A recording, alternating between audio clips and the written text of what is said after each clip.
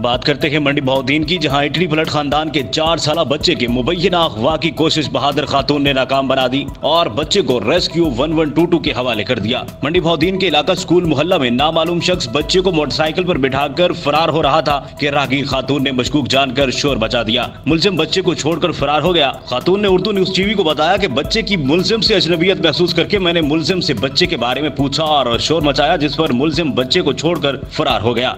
ये बच्चा रो रहा था, बच्चा ने मोटरसाइकिल पे बिठा रहे थे बच्चे को।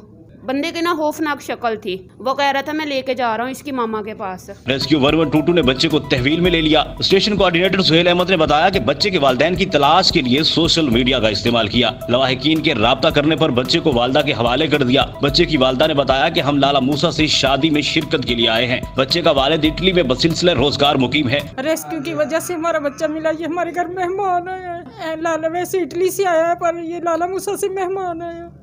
शुक्रिया आप लोगों का, बहुत बहुत एहसान है हम पे। बच्चे की वालदा और अंकल ने रेस्क्यू 1122 और राहगीर खातून का शुक्रिया अदा किया।